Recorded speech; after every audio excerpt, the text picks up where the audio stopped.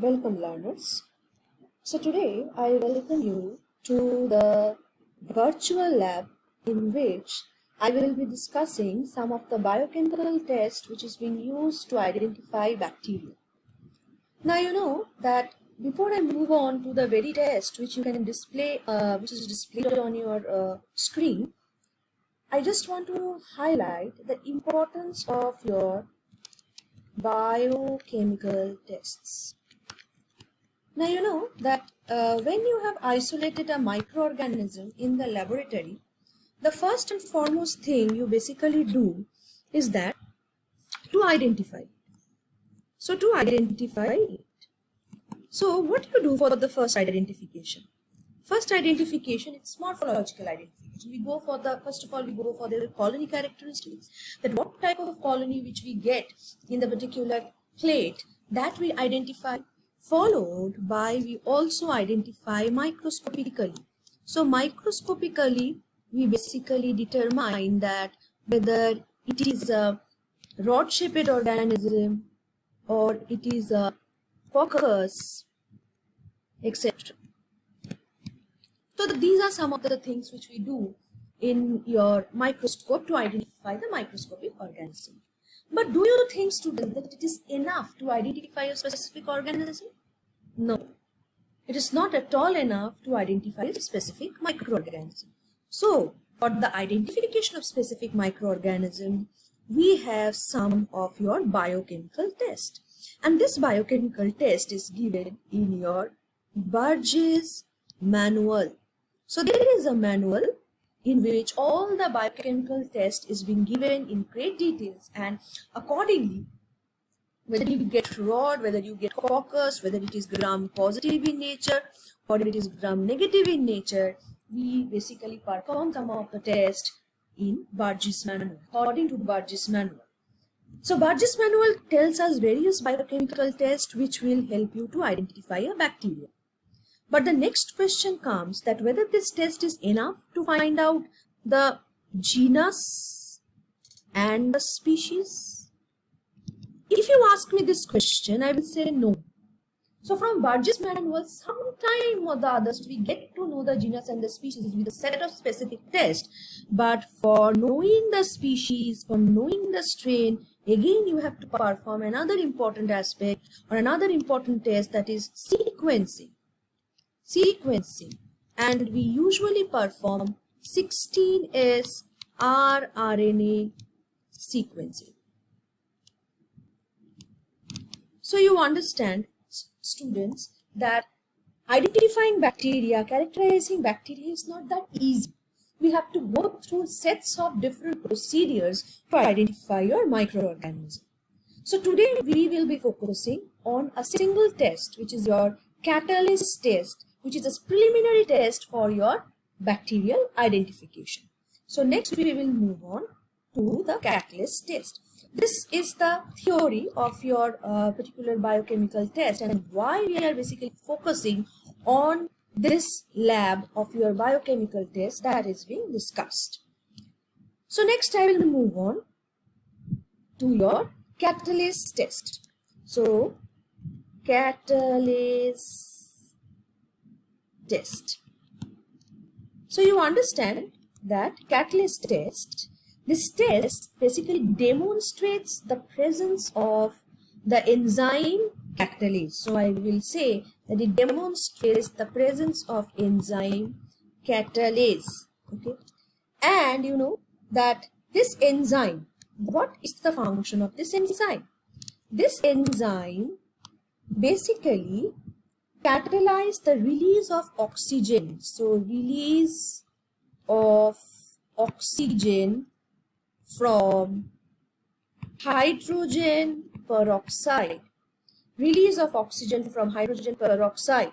It is used to differentiate those bacteria that produce an enzyme catalase. So basically Catalase test is differentiating two groups of bacteria. One who is positive for the catalyst, they produce the enzyme, and another who is negative for the catalyst, right? So you know that one is your Staphylococci. Okay, so this Staphylococci is positive for the catalyst, whereas non-catalyst producing organism is your streptococci. So streptococci is the non-catalyst producing organism. And for this particular overall test, we have your 3% H2O2 hydrogen peroxide, okay, that is being used for the routine tests, okay, whereas 15% H2O2 for your anaerobes. Am I clear? So these are the basic of your catalase test. So next we will move on to the principle of catalase test. So from this figure, what you get, catalase is an enzyme. So catalase is an enzyme. Catalase is an enzyme that detoxify hydrogen peroxide into water and molecular oxygen. So they basically convert hydrogen peroxide to your hydrogen peroxide to molecular oxygen. And when catalase disproportionates the hydrogen peroxide into molecular oxide, it will generate the formation of bubble. So the catalase test is positive if bubbles are observed after adding hydrogen peroxide. So see, this is your hydrogen peroxide, and when you are adding this particular catalase, it is dividing or breaking it into water and your molecular oxygen. So this is the basic principle behind catalase test. So here I can write down the equation 2H2O2, okay, that in presence of your catalase, okay, will produce 2H2O plus your oxygen. So this is basically your catalase test. So next we will move on, we'll strictly move on to the procedures. So for these procedures, I have to delete this, and here I will draw the diagram. So let's start with the procedure. So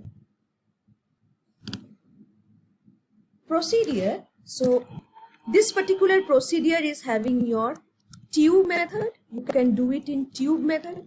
You can do it in slide method, or you can do it in your slant method.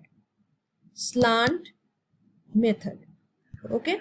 So what is your tube method? So what you do is that you take this is your plate, and this particular plate is having your microorganism. Suppose this is streak.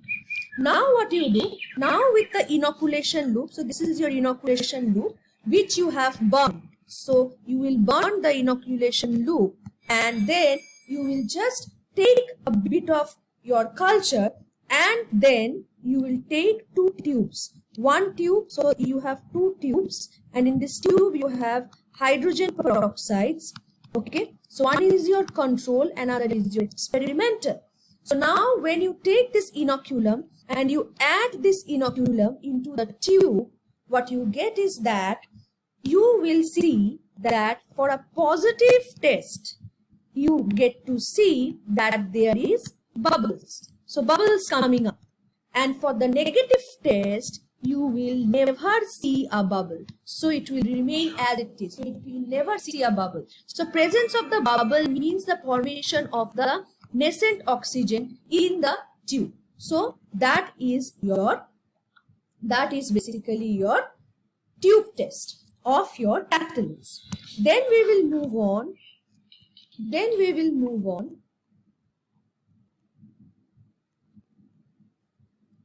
To your slant.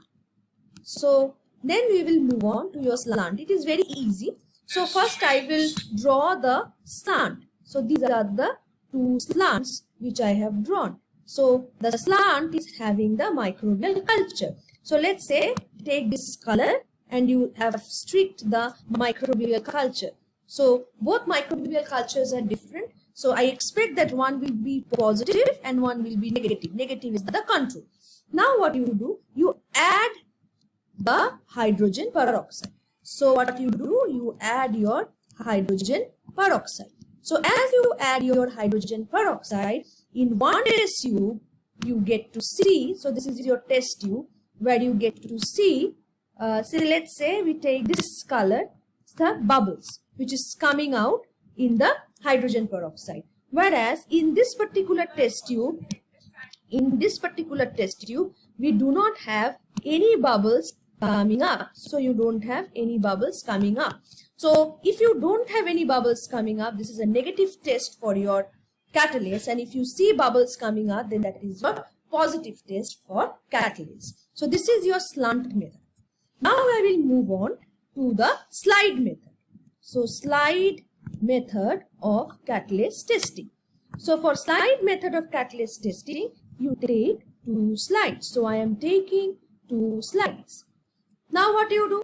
Now in that you take your hydrogen peroxide. So this is your hydrogen peroxide, H2O2.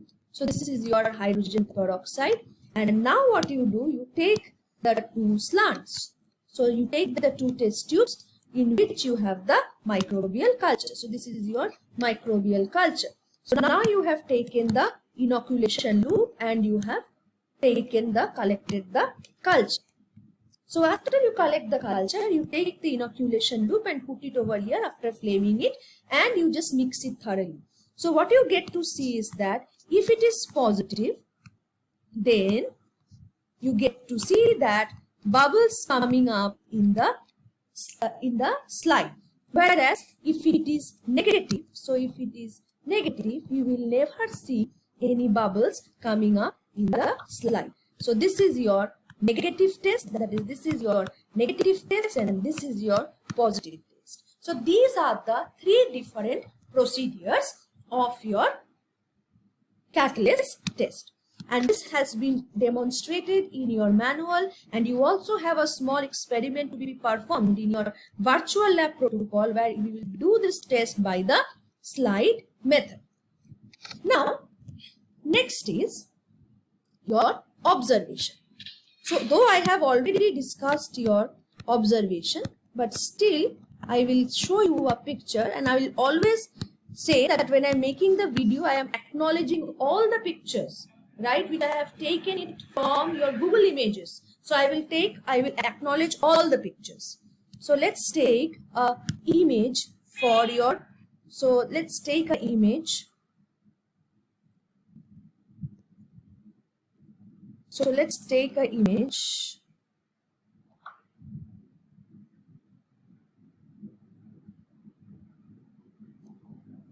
of your catalase. So this is your catalase observation. See your catalase observation which I have talked about.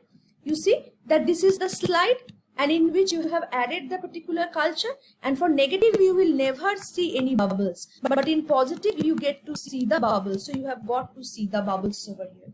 Again, in the tube method, this is your negative method and this is your positive method, and you see that when you have added the inoculation loop into the culture tube, you get to see bubbles, and this is because of the presence of the nascent oxygen which is coming out, and here you don't have nascent oxygen, and as a result you are not having any bubbles to be coming out. So this is basically all the things, it's all about your catalase test. Now catalase test, you need to know that what is the ultimate outcome of this catalase test. That means why we are trying to do the catalase test and what is its application. You know, the morphologically similar Enterococcus and Streptococcus. So morphologically similar Enterococcus and Streptococcus.